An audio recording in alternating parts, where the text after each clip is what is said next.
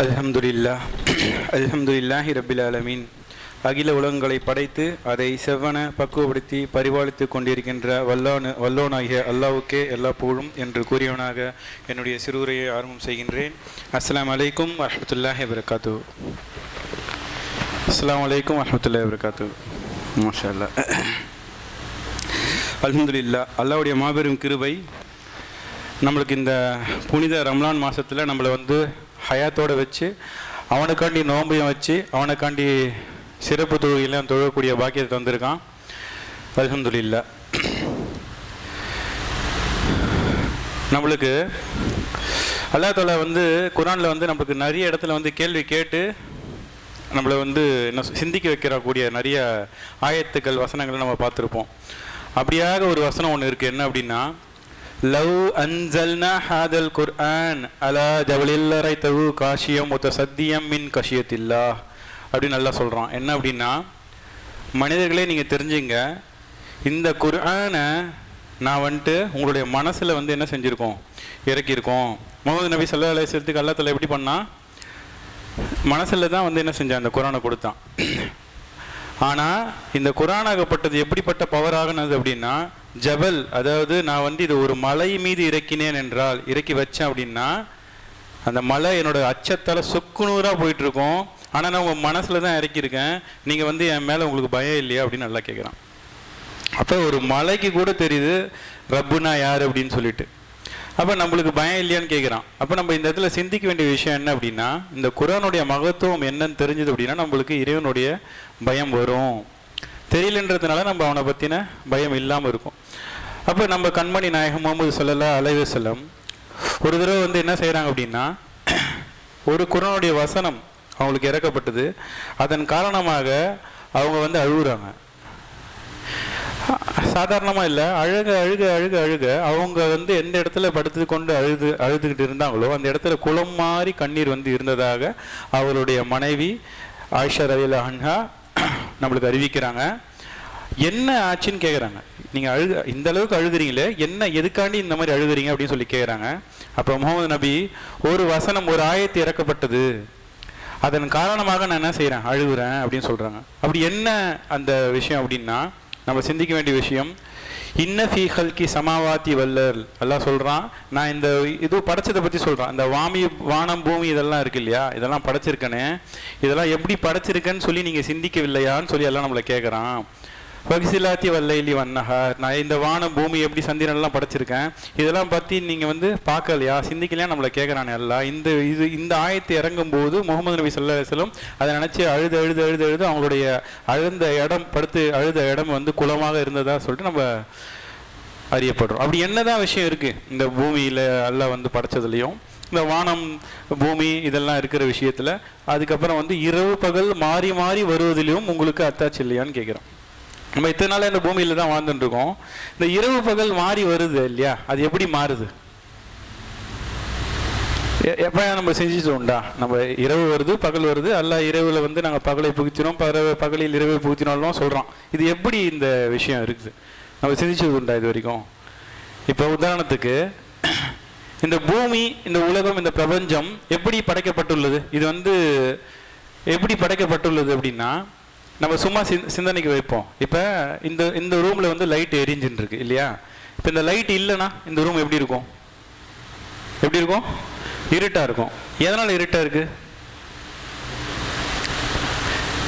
ஒட்டுமொத்த யூனிவர்ஸுமே இருட்டில் தான் இருக்குது. அப்போ எப்படி இது வெளிச்சம் வருது? வெளிச்சம் வரும்போது அந்த இருட்டு எங்கே போகுது? அந்த இருட்டு அங்கே தான் இருக்குது. இந்த வெளிச்சத்தால் இருட்டு மறைக்கப்பட்டிருக்கு, ஆனால் இருட்டாக தான் இருக்குது. அப்போ சூரியன் வரும்போது அந்த இருட்டு என்ன செய்யுது, மறைக்கப்பட்டிருக்குது, ஆனால் இருட்டு அங்கே தான் இருக்குது. சூரியனை வச்சு அல்லாஹ் நம்மளுக்கு என்ன செய்கிறான், வெளிச்சம் கொடுத்து நம்மளுக்கு அந்த நேரத்தில் நம்மளுக்கு தேவைகளை பூர்த்தி செய்ய வேண்டாம், நம்ம வேலைகள்லாம் செஞ்சுக்கோ. நான் இரவு வரும்போது சூரியனை என்ன செய்கிறேன், எடுக்கிறேன். திருப்பி நீங்கள் என்ன செய்ய, உன்னுடைய ரெஸ்டெல்லாம் நீ எடுத்துக்கிட்டு இரவில் என்ன தேவையான அளவு வழங்கு, தேவையான அளவு நீ என்ன செய்ய, தூக்கத்தை இது பண்ணிக்கோ அப்படின்னு சொல்லி இரவு நேரத்தை பற்றி இறைவன் நம்மளுக்கு சொல்கிறான். அப்போ இருக்கிற இருட்டு தான், அந்த இருட்டில் தான் நம்ம வாழறோம். ஆனால் நம்ம அதை பற்றி யோசிச்சுட்டானா யோசிச்சதில்லை.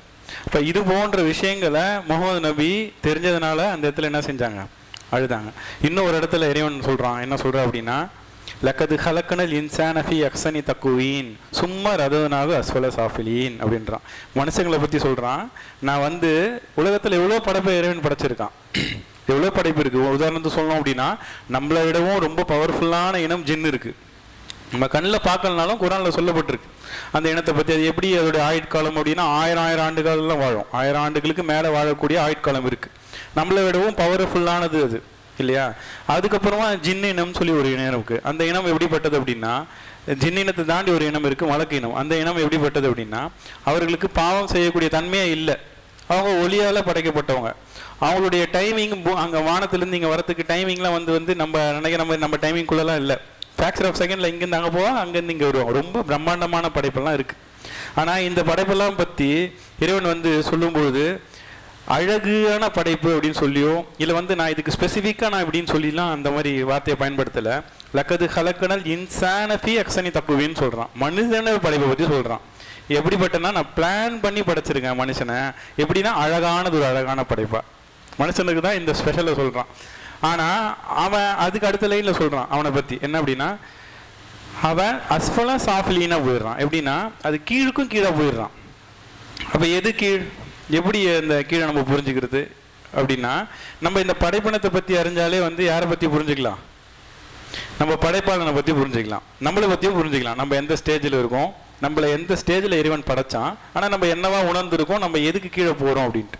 உதாரணத்துக்கு எடுத்துக்கிட்டிங்கன்னா, இப்போ இந்த நம்ம பூமியில் இப்போ நம்ம கூட அதாவது ஜின் இனத்தை பார்த்தோம், மலக்கு இனத்தை பார்த்தோம். இது இல்லாமல் வேறு என்னென்னலாம் அந்த பூமியில் படைக்கப்பட்டிருக்கு. இறைவனோட படைப்பு எவ்வளோ இருக்கு இல்லையா.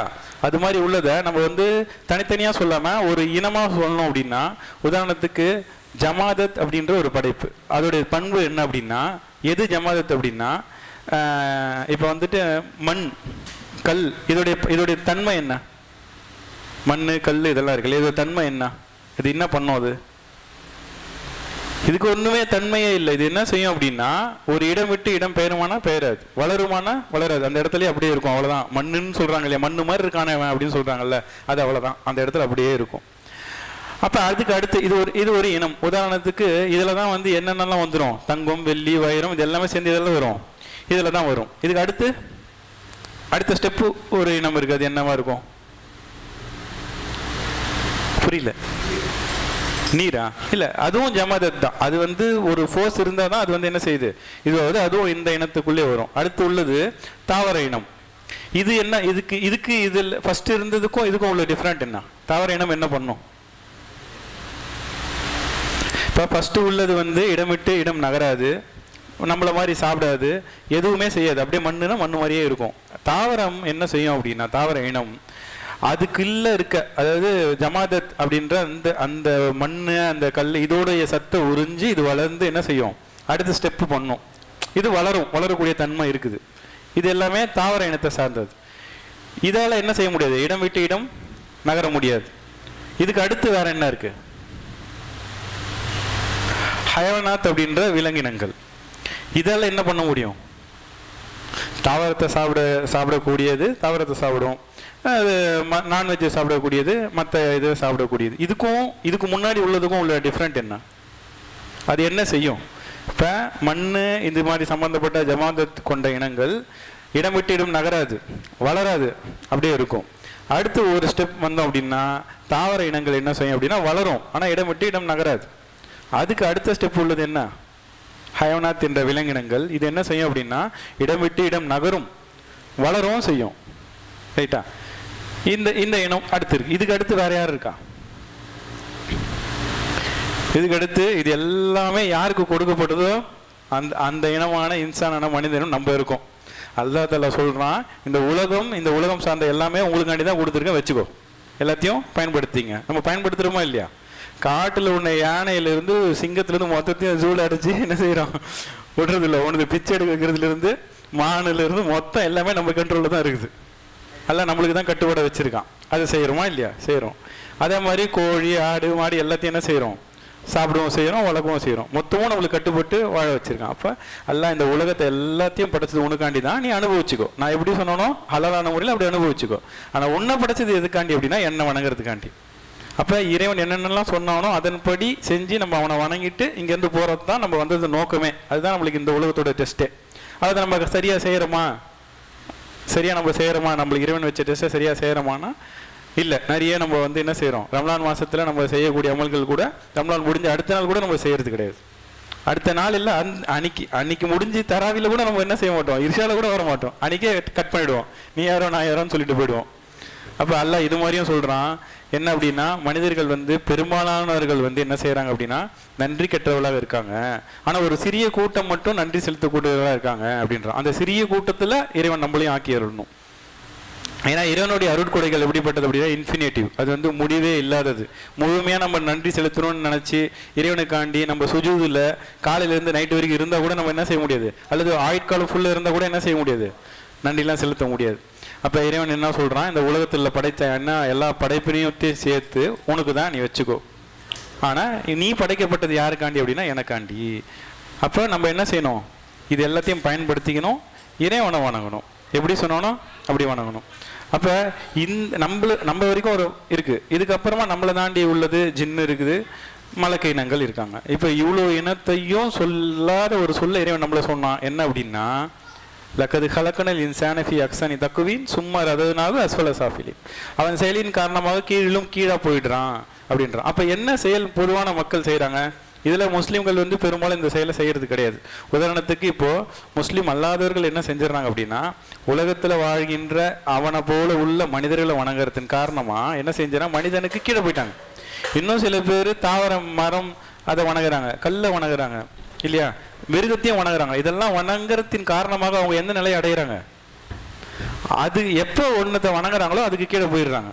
ஆனால் இறைவன் சொல்கிறான், உன்னை எல்லாத்துக்கும் மேலே படைச்சிருக்கண்டான்றான். அந்த பண்பை என்ன செய்யறது இல்லை, முஸ்லீம்களுக்கு கொடுத்துருக்கான். இறைவன் யாரென்று தெரிந்து அவனை வணங்கக்கூடிய பாக்கியத்தை நம்மளுக்கு கொடுத்துருக்கான். அதனால் இதுக்காண்டியே நம்மளுக்கு இந்த ஹிதாயத்தை கொடுத்ததுக்காண்டியே நம்ம என்ன செய்யலாம், இறைவனுக்கு என்றென்றும் நன்றி செலுத்தக்கூடிய மக்களாக இறைவன் நம்மளை ஆக்கி அருள்வானாக.